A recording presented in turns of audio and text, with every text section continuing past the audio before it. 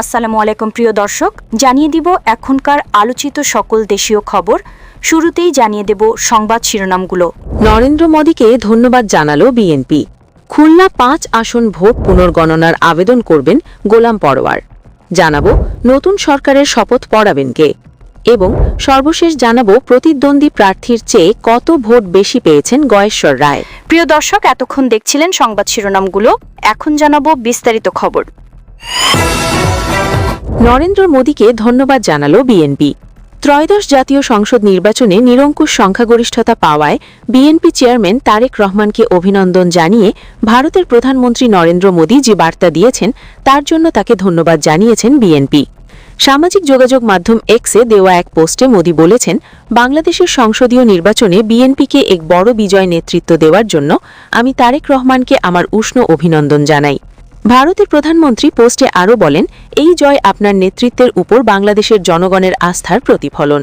ভারত গণতান্ত্রিক, প্রগতিশীল এবং অন্তর্ভুক্তিমূলক বাংলাদেশের প্রতি সমর্থন অব্যাহত রাখবে বলেও বাংলাদেশের আসন্ন সরকারকে আশ্বস্ত করেছে মোদী। তিনি আরও বলেন, আমাদের বহুমুখী সম্পর্ক জোরদার করতে এবং আমাদের সাধারণ উন্নয়ন লক্ষ্যগুলোকে এগিয়ে নিতে আপনার সাথে কাজ করার জন্য আমি উন্মুখ। ভারতের প্রধানমন্ত্রী অভিনন্দনের জন্য তাকে ধন্যবাদ জানিয়েছে বিএনপি। সকালে ভারতের প্রধানমন্ত্রী নরেন্দ্র মোদী তারেক রহমানকে পাঠানো অভিনন্দন বার্তা প্রসঙ্গে বিএনপির নির্বাচন পরিচালনা কমিটির চেয়ারম্যান নজরুল ইসলাম খান বলেন, আমরাও আমাদের দলের পক্ষ থেকে তাকে ধন্যবাদ জানাই। আমরা বিশ্বাস করি আমাদের নেতা তারেক রহমানের নেতৃত্বে দুই দেশের সম্পর্ক এবং দুই দেশের জনগণের পারস্পরিক সম্পর্ক আরও সুদৃঢ় হবে। খুলনা ৫ আসন ভোট পুনর্গণনার আবেদন করবেন গোলাম পরোয়ার। খুলনা ৫ আসনে ফলাফলের কিছু অসঙ্গতি রয়েছে বলে দাবি করেছেন বাংলাদেশ জামাত ইসলামী মনোনীত প্রার্থী ও দলটির সেক্রেটারি জেনারেল মিয়া গোলাম পরোয়ার। নিজ নির্বাচনী এলাকায় দুপুরে গণমাধ্যমের সঙ্গে আলাপকালে তিনি ভোট পুনর্গণনার আবেদন করবেন বলেও জানান। জামাত ইসলামী সেক্রেটারি জেনারেল মিয়া গোলাম পর বলেন, চেক করে পুনর্গণনার আবেদন করার চিন্তা করেছি। ৬,০০০ ভোট কেন বাতিল করা হলো সেটা আইন অনুযায়ী পুনঃ আবেদনের চিন্তা করছি। গোলামপর বলেন, নির্বাচনে ১৫০ কেন্দ্রের দায়িত্বে থাকা আমাদের অনেকেই বলেছেন কিছু অসঙ্গতি রয়েছে।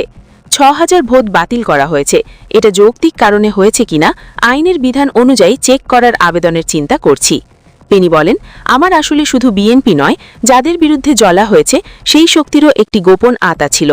আরও কিছু চক্র মিলে বড় শক্তির সঙ্গে লড়াই করতে হয়েছে। তারপরেও ১.৫ লক্ষ মানুষ ভোট দিয়েছে, তাদের প্রতি আমি কৃতজ্ঞ। তিনি আরও বলেন, আমি কোনো অন্যায় করিনি, মানুষের উপর জুলুম করিনি, কালো টাকা দিয়ে ভোট কেনার চেষ্টা করিনি। নৈতিকতার দিক থেকে তারা আমাদের কাছে পরাজয় বরণ করেছে, সেই দিক থেকে আমি বিজয়ী। এমপি হওয়া না হওয়ার সঙ্গে মানুষের সেবা করার কোনো সম্পর্ক নেই। সেবা আমার আদর্শ, এটা করে যাব। নতুন সরকারের শপথ পড়াবেন কে?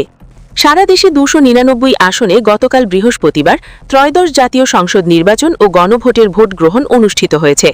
এদিন সকাল ৮:৩০ থেকে বিকাল ৪:৩০ পর্যন্ত একটানা ৬ ঘণ্টা চলে ভোট গ্রহণ। পরে গণনা শুরু হয়। রাতের মধ্যেই ঘোষণা হয়ে যায় নির্বাচনী ফল। নির্বাচন কমিশন ঘোষিত বেসরকারি ফলে দেখা যাচ্ছে বিএনপি সরকার গঠনের জন্য প্রয়োজনীয় সংখ্যাগরিষ্ঠতা অর্জন করেছে। সংবিধান অনুযায়ী নতুন সরকার গঠনের শুরুটা হবে নবনির্বাচিত সদস্যদের শপথ গ্রহণের মাধ্যমে। তবে এই শপথের প্রক্রিয়া নিয়েও এবার তৈরি হয়েছে কিছু অনিশ্চয়তা। শপথ কত দিনের মধ্যে নিতে হয়? উত্তরটা হচ্ছে, সাধারণত নির্বাচনের ফল ঘোষণার ৩ দিনের মধ্যে শপথ পড়ানো হয়। কিন্তু এখানে একটা কথা আছে, সাধারণভাবে নির্বাচন কমিশন থেকে যে বেসরকারি ফল পাওয়া যায় একদিনে বা ২ দিনের মধ্যে, সেটা কিন্তু আনুষ্ঠানিক ফল হিসেবে গণ্য হয় না। মানে সেই ফল ঘোষণার ৩ দিনের মধ্যে শপথ নিতে হবে এমনটি নয়।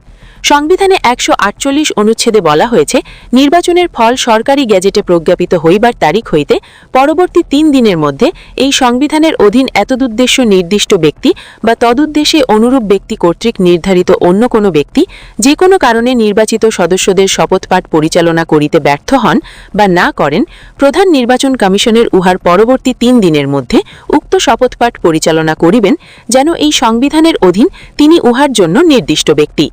এই অনুচ্ছেদে মূলত ২টি উপায় বলা হয়েছে। ১. রাষ্ট্রপতি শপথ পাঠ করানোর জন্য কাউকে মনোনীত করতে পারেন। ২.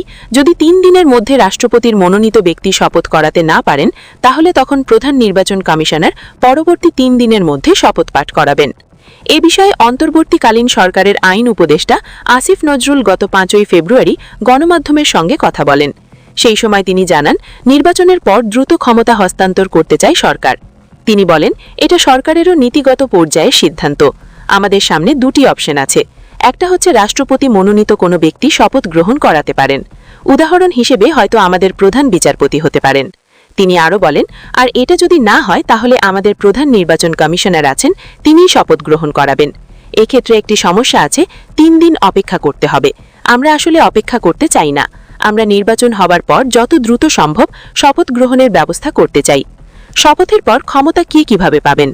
শপথের বিষয়টি সমাধান হয়ে গেলেও আরও কিছু প্রশ্ন থেকে যায়। ক্ষমতা কিভাবে পাবেন, অর্থাৎ সরকার গঠন কে করবেন?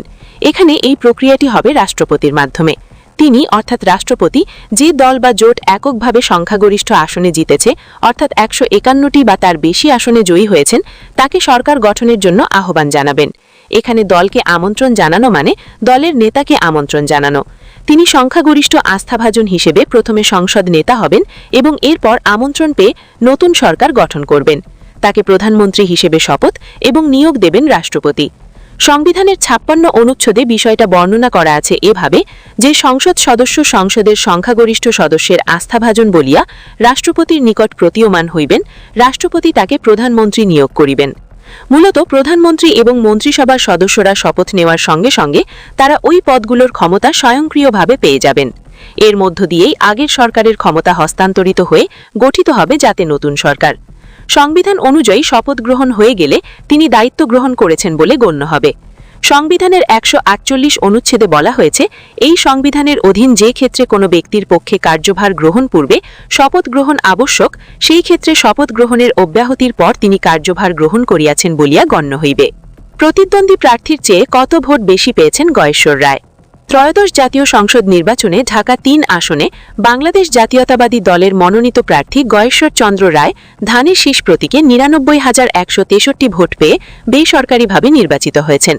এই আসনে তার নিকটতম প্রতিদ্বন্দ্বী বাংলাদেশ জামাত ইসলামী মনোনীত প্রার্থী মোহাম্মদ শাহিনুর ইসলাম দাড়িপাল্লা প্রতীকে পেয়েছেন 83,264 ভোট।